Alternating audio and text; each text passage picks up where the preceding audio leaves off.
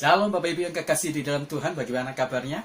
Saya berharap tubuh, jiwa, dan roh kita berada dalam satu kondisi yang benar-benar penuh dengan kemuliaan Tuhan.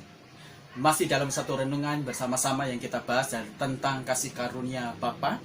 Hari ini kita akan bicara tentang hati yang terbuka untuk anak yang terhilang. Kita membahasnya di dalam Injil Lukas pasal yang ke-15 ayat yang ke-11 sampai ayat yang ke-24. Tapi saya tidak akan membacakan ayat ini. Bapak Ibu semuanya bisa menyimak baik-baik. Buka Alkitabnya, buka di dalam Injil Lukas pasal yang ke-15 ayat yang ke-11 sampai ayat yang ke-24. Bapak Ibu, mari kita akan belajar bersama-sama dari renungan firman Tuhan yang kita bahas bersama-sama. Anak bungsu yang kita pelajari yang kemarin, setelah datang kepada bapaknya, dia meminta bagian warisan yang belum waktunya. Itu menunjukkan betapa tidak hormat, betapa jahatnya dia, dan betapa dia tidak memiliki moral yang bagus, dan betapa kurang ajarnya dia. Nah Bapak Ibu, akhirnya anak bungsu itu keluar dari rumahnya. Anak bungsu itu penuh dengan keyakinan dan sombong. Dia berusaha meninggalkan rumahnya, meninggalkan bapaknya. Dia berpikir dengan meninggalkan bapak, meninggalkan rumahnya, dia akan menikmati segala sesuatu yang dia pikir itu menyenangkan. Camkan baik-baik satu kebenaran. Ketika kita berharap begitu banyak untuk keinginan kita dipuaskan, kita akan kehilangan kepuasan sejati yang datang dari Bapa kita semuanya. Ketika anak bungsu itu dia pergi dari rumah, sebenarnya dia kehilangan banyak hal. Dia kehilangan kasih karunia Bapa. Dia kehilangan damai sejahtera. Dia kehilangan perhatian Bapa. Dia kehilangan support dari bapaknya dalam segala aspek. Dia kehilangan ketenangan. Dia kehilangan perlindungan. Dibandingkan dengan ketika dia berharap mendapatkan sesuatu di luar sana, sebenarnya itu adalah merupakan satu hal yang belum tentu kebenarannya. Di luar apa yang disebut kasih karunia Allah, yang kita harapkan bisa memuaskan kita, justru seringkali itu menjerumuskan kita pada satu titik kekosongan dan pada satu titik kesia-siaan hidup. Akhirnya kita menjadi begitu sangat stres, depresi. Karena apa? Karena kesia-siaan akan menjadi bagian dari hidup kita semua. Kita mencatat ketika anak bungsu itu meninggalkan rumah bapaknya dan meninggalkan kasih karunia, perasaan hatinya tidak terluka, tidak kecewa, tidak marah, tidak penuh dengan kebencian, tidak dipenuhi dengan kepahitan. Tetapi hatinya dipenuhi dengan perasaan belas kasih dan kasih karunia yang luar biasa. Dia tidak tertutup, dia masih terus berharap anaknya akan kembali lagi. Dia masih berharap bahwa si bungsu itu kemudian balik ke rumahnya bersama-sama seperti pada waktu mereka bersama-sama di dalam rumah dan keluarga. Nah Bapak Ibu yang kekasih dalam Tuhan, hari ini kita belajar bagaimana kasih karunia dari Bapa begitu besar yang berhubungan dengan hati yang terbuka untuk yang terhilang. Itu menjadi satu harapan bagi kita semuanya. Jikalau kita pernah mungkin melakukan pelanggaran, jikalau kita mungkin pernah berlaku seperti si bungsu, seperti mengkhianati, seperti kurang ajar, ingatlah, kasih karunia dari Bapa kita tidak pernah tertutup bagi kita semuanya. Maka hari ini kita belajar bersama-sama tentang kebenaran itu. Yang pertama adalah, pintu rumah sang Bapa tidak pernah tertutup. Dalam sebuah lukisan yang digambarkan Michelangelo tentang rumah anak yang terhilang itu, ada sesuatu yang unik. Michelangelo menggambarkan tentang rumah itu seperti tidak ada pintu. Kenapa? Karena semua itu tidak ada yang tertutup, semua terbuka. Ketika diwawancarai oleh beberapa orang, kenapa kamu menggambarkan rumah bapak atau rumah si bungsu itu, semua rumahnya pintunya terbuka dan tidak ada pintu yang tertutup? Ia berkata demikian. Pada waktu awal ketika anak bungsu itu masih tinggal, banyak pintu tetapi pintunya tertutup. Tetapi sekarang ketika anak bungsu itu sudah pergi dari rumah, maka orang tuanya atau bapaknya berkata kepada seluruh pembantu-pembantunya, buka semua pintu, jangan ada yang tertutup. Bapak Ibu, pesan itu menyatakan satu kebenaran bahwa sekalipun kita sudah berbuat jahat, sekalipun kita sudah berbuat dosa, sekalipun mungkin kita melanggar, kurang ajar juga kepada Bapa, tetapi pintu rumah dan pintu kasih karunia Bapa tidak pernah sedikit pun tertutup untuk kita semuanya. Kasih karunia dari Bapa, anugerah pengampunan, anugerah keselamatan, itu selalu terbuka untuk kita semuanya. Apa yang dilukiskan oleh Michelangelo yang menggambarkan tentang rumah yang terbuka, itu sebenarnya berbicara tentang kekuatan atau besarnya anugerah kasih karunia Allah yang tidak pernah tertutup dari surga untuk kita semuanya. Sampai hari ini, kerajaan surga, seluruh anugerahnya, keselamatannya, pengampunannya, itu masih terbuka bagi kita semuanya. Tidak ditutup untuk kita yang benar-benar mau kembali ke rumah Dia.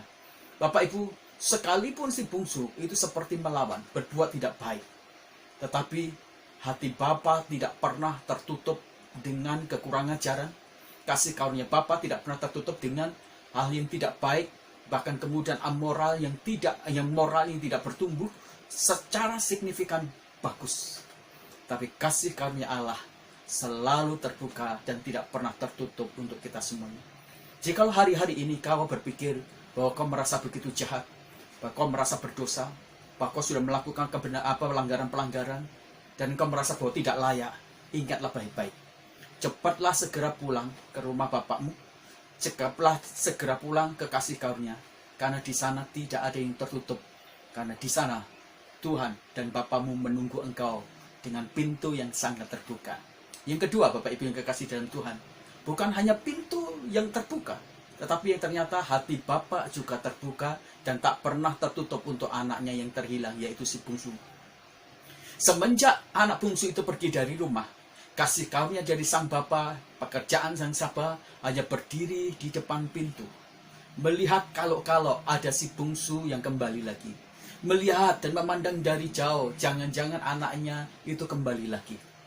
Kadang ia berjalan agak lebih jauh dari rumah dia. Siapa tahu dia bisa melihat mungkin ada anaknya yang berlari atau mendekat lagi ke rumahnya. Dari jauh dia memandang di depan pintunya, di depan rumahnya. Bahkan dia berjalan untuk memastikan jangan-jangan anaknya kembali. Dan itu tidak hanya dilakukan satu hari. Tiap hari itu dilakukan oleh sang Bapa. Hati Bapa walaupun seperti pahit, walaupun seperti dikecewakan, tapi hatinya terbuka. Dia tidak pernah menutup untuk anaknya yang meninggalkan dia, untuk anaknya yang sangat kurang ajar. Dia terus terbuka hatinya untuk anaknya. Makanya setiap hari dia menunggu di depan pintu rumahnya, di depan penghujung jalan juga. Dia berharap anaknya terbuka, anaknya kembali.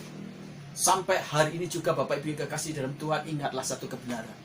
Bukankah Bapa juga terbuka hatinya menunggu kita kembali lagi?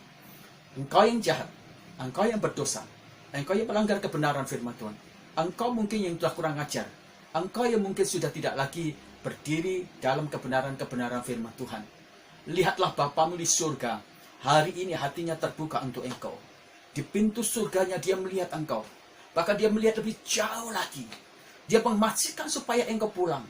Dia memastikan supaya engkau benar-benar kembali lagi kepada kebenaran dia. Kembali lagi supaya engkau tidak menjadi tersesat. Kembali lagi supaya kita menjadi lebih baik lagi. Ingatlah satu kebenaran ini, bahwa Tuhan tidak memperhitungkan pelanggaran-pelanggaran kita. Kasih karunia mengesampingkan itu semuanya. Kita diselamatkan oleh karena kasih karunia dan anugerah, dan bukan karena kebaikan kita, bukan karena kebajikan kita, bukan karena kita pantas untuk diselamatkan, tetapi justru karena kita masih berdosa. Justru karena kita tidak pantas, justru karena kita tidak bisa untuk menyelamatkan diri kita, maka kasih karunia dan anugerah Tuhan hatinya terbuka untuk kita semuanya. Hari ini ketika kau merasa jauh, ingatlah kebenaran ini. Hati Bapa sampai hari ini terbuka untuk kita semuanya. Kembalilah, dekatilah Dia. Jangan lari jauh dari rumah Bapa, dari dekapan Bapa, dari kedekatan dengan Tuhan Allah kita. Kiranya kebenaran firman Tuhan hari ini menyegarkan kita. Mari kita berdoa. Bapa di dalam surga, kami berterima kasih karena kami boleh dikuatkan lagi. Kami boleh diteguhkan lagi oleh firman Tuhan yang menyegarkan kami. Kami percaya bahwa Tuhan, firman-Mu akan membawa kami tumbuh luar biasa. Terus kami mendukung doa untuk bangsa dan negara yang kami cintai. Tuhan, lawatlah bangsa kami.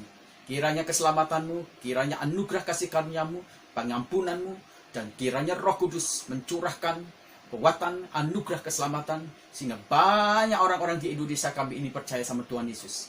Ketika mereka sholat, ketika mereka melakukan aktivitas-aktivitas religi dan agama mereka, berbicaralah Engkau secara pribadi di hati mereka, supaya mereka menjadi percaya dan terbuka untuk Engkau. Berkati Presiden kami Jokowi, lindungi dan jagai dari anasir-anasir jahat. Kami berdoa untuk beberapa orang-orang, beberapa golongan-golongan, entah itu Tuhan dari dimensi manapun juga, yang berusaha memprovokasi, yang berusaha menciptakan chaos, yang berusaha menciptakan kehancuran, yang berusaha melawan pemerintah. Semua rancangan jahat-jahat yang dibuat oleh orang-orang jahat, kami patahkan dan kami hancurkan dalam nama Tuhan Yesus. Kami tawan dengan kebenaran-Mu, supaya mereka kemudian menjadi orang yang diubahkan dan bertobat dengan sungguh-sungguh oleh kasih karunia-Mu. Tuhan memberkati presiden kami, supaya dia dijaga dan beri kekuatan kesehatan yang prima. Tuhan, beri takut akan Tuhan, supaya dia mengambil keputusan kebijakan yang sesuai dengan Engkau. Tuhan, jangan sampai dia menyimpang dari jalan-jalan dan kebenaran-Mu. Berkati dia dengan hikmat bijaksana, supaya dia bisa menentukan dan membuat keputusan-keputusan yang adil bagi seluruh bangsa Indonesia dan masyarakat Indonesia. Kami terus mendukung juga untuk Tuhan para dokter, para suster yang menangani COVID-19. Tuhan lindungi, jagai supaya mereka tidak terpapar, supaya mereka kuat. Tuhan yang sakit, Tuhan Engkau jamah, Engkau lawat, dan Tuhan lakukan pemulihan dengan cara keajaiban. Kami berdoa untuk kota kami Cipanas. Kami berdoa untuk ekonomi kami Cipanas. Kami berdoa untuk agrowisata, agrobisnis, niaga, pabrik-pabrik. Kami berdoa juga untuk Tuhan peternakan, perikanan, perkebunan, pertanian. Tuhan Engkau memberkati sehingga ekonomi di Cipanas makin hari makin geliat. Tuhan, kami juga berdoa secara khusus untuk camat, bupati, juga untuk Tuhan lurah, untuk kepala desa, juga untuk secara khusus juga Tuhan untuk RW, RT, supaya mereka jadi pengayom di pemerintahan lokal kami. Tuhan, Engkau campur tangan.